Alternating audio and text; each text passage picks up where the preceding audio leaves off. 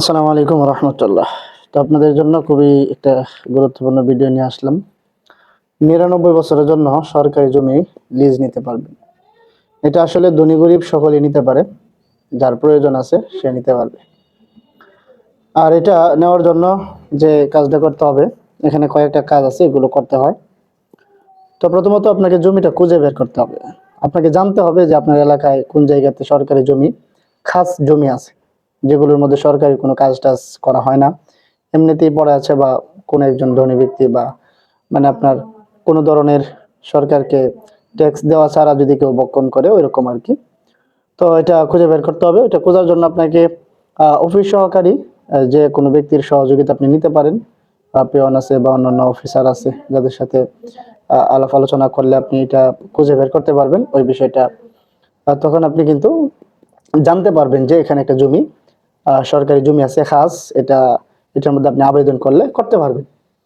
তো এটা হলো প্রথম ধাপ। দ্বিতীয় ধাপ হলো, যদি আপনি পান তাহলে আপনাকে আবেদন করতে হবে, ডিসি অফিস বরাবর আবেদন করতে হবে।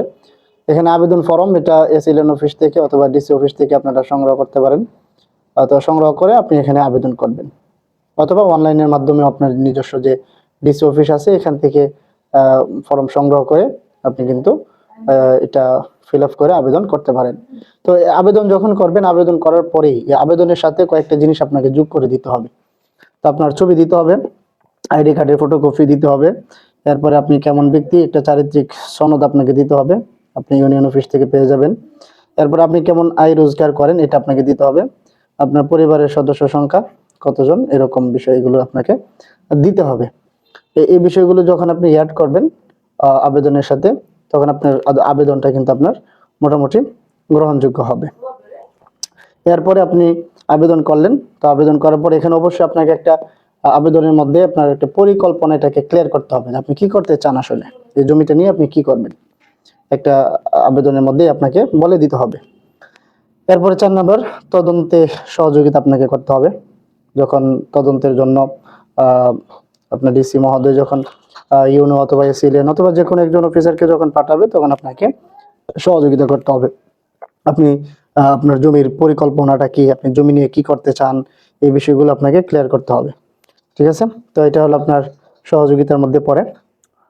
আপনার আপনার সম্পর্কে একটু খোঁজ খবর নিতে পারে।